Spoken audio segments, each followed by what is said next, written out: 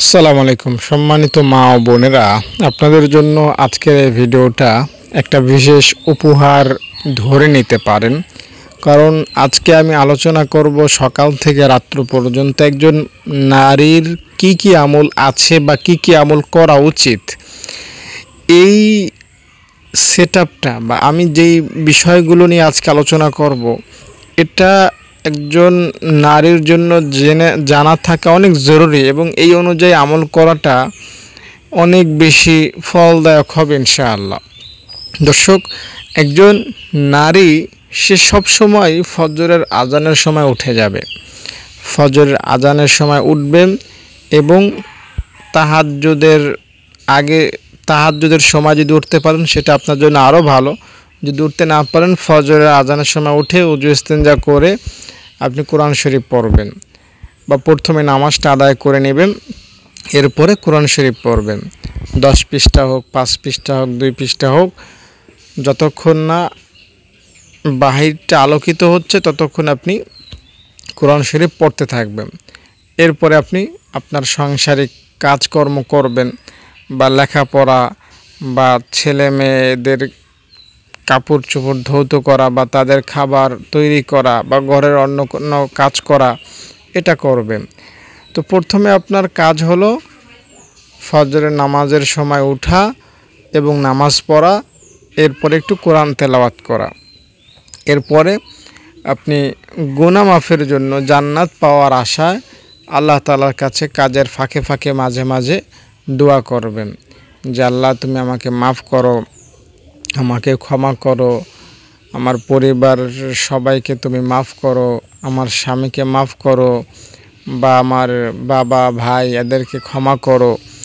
এভাবে মুখে আল্লাহ তাআলার দরবারে দোয়া সবসময় পাঠাতে থাকবেন। এটা একজন নারীর জন্য উত্তম আমল।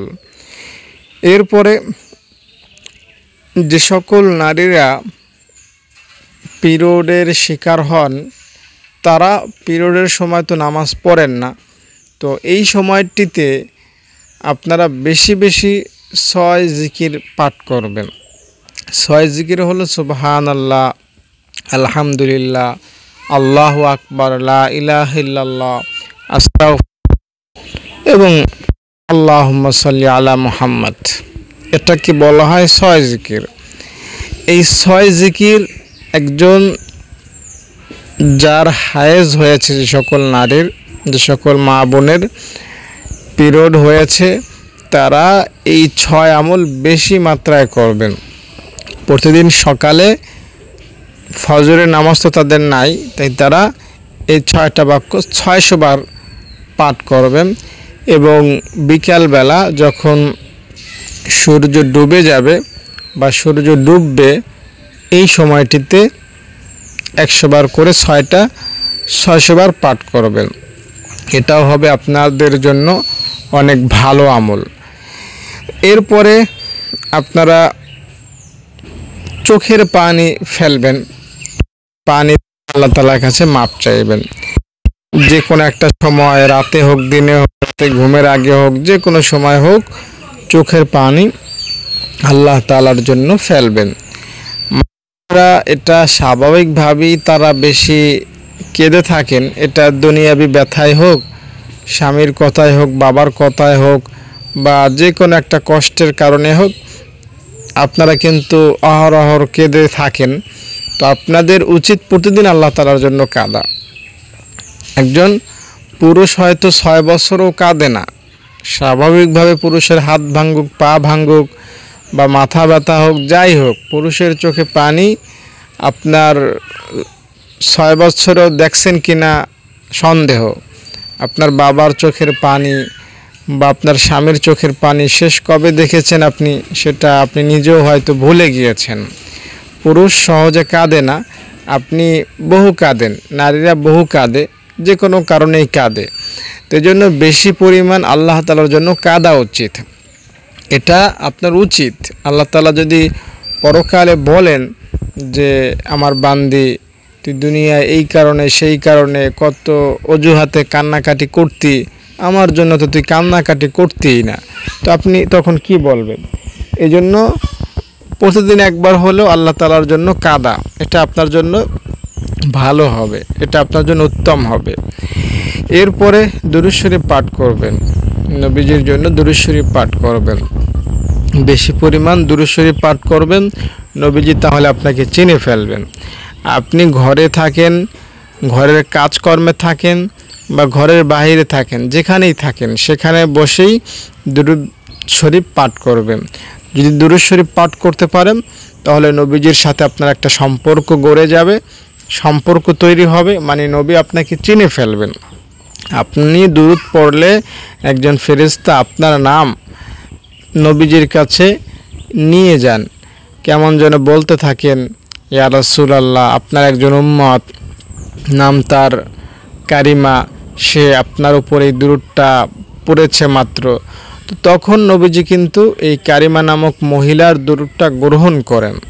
তাই আপনিও দুরূদ পড়লে আপনার নামটাও নবীর কাছে পৌঁছানো হবে। দেখেন এটা কত সৌভাগ্যের বিষয়। আপনি দুরূদ পড়লে আপনার নামটা কার কাছে পেশ করা হয়, কাকে শোনানো হয়? বিশ্ব নবীকে, আল্লাহ তাআলার বন্ধুকে। এর চাইতে সৌভাগ্যের আর কি আছে বলেন? এজন্য প্রতিদিন যাতে আপনার নাম নবীর কাছে পৌঁছায়, নবীর কান মোবারকে আপনার নামটা যাতে প্রতিদিন উচ্চারিত হয় বা আপনার নামটা যাতে নবীজি প্রতিদিন শুনতে পায়, সেজন্য আপনার উচিত প্রতিদিন দুরূদ পাঠ করা। একজন মা বোনের এটা ভালো একটা আমল, এটা খুব সুন্দর একটা আমল। তাই দুরূদ শরীফ পাঠ করবেন। এরপরে আপনি যখন সব কাজকর্ম শেষ করে ফারেক করে রাতে ঘুমাতে যাবেন, তখন আপনি আল্লাহ তাআলার কাছে ইস্তেগফার পড়ে ক্ষমা চেয়ে এরপরে ঘুমাবেন যে আল্লাহ, সকাল থেকে পর্যন্ত সাংসারিক কাজকর্ম করেছি, আমি এটা সেটা করেছি, আমার দ্বারা হয়তো অনেক ভুল হয়েছে, তোমার হুকুম লঙ্ঘন করেছি, তুমি আমাকে মাফ করে দিও। তুমি যদি হায়াতে রাখো আগামীকাল সকালে উঠব, হায়াতে না রাখলে আর ফজরের সময় উঠতে পারবো না। এতটুকু কথা বলে আপনি ঘুমিয়ে যাবেন। আল্লাহ তাআলা আপনাকে অনেক বেশি তাহলে ভালোবাসবেন, আপনাকে ক্ষমা করবেন, আপনাকে জান্নাত দান করবেন।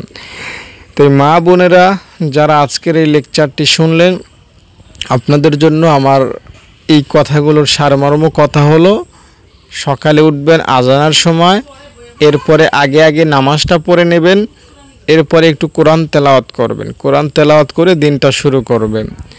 এরপরে আপনি সাংসারিক কাজকর্ম করবেন, চোখের পানি ফেলবেন, দুরূদ শরীফ পাঠ করবেন, আল্লাহ তাআলার কাছে ক্ষমা চাইবেন এবং দোয়া দুরূদ পড়বেন এবং মাসিক চলাকালীন অবস্থায় ওই 6টা বাক্য 600 বার সকালে 600 বার বিকালে পাঠ করবেন।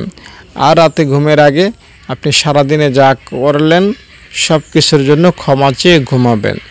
এটা যদি আপনি করতে পারেন, আমি দায়িত্ব নিয়ে বলছি, আল্লাহ আপনাকে ফাতেমা রাদিয়াল্লাহু তাআলা আনহার সাথে আম্মাজান আয়েশা, আম্মাজান খাদিজা রাদিয়াল্লাহু তাআলা আনহুমা, এদের সাথে আপনাকে আল্লাহ জান্নাতে পৌঁছাবেন ইনশাআল্লাহ। দর্শক, আমার এই ভিডিওটা যদি আপনার কাছে এতটুকু ভালো লেগে থাকে তাহলে অনুরোধ করব একটা লাইক দিবেন আর কমেন্টে আমিন লিখবেন। আল্লাহ যে সকল মা বোন আমার এই ভিডিওটিতে লাইক দিল, আমিন লিখলো, তুমি তাদের মনে শান্তি এনে দাও, তাদের দুঃখ কষ্ট দূর করে দাও, তাদেরকে মৃত্যুর পরে তুমি জান্নাত দান করে দাও। আমিন। আসসালামু আলাইকুম।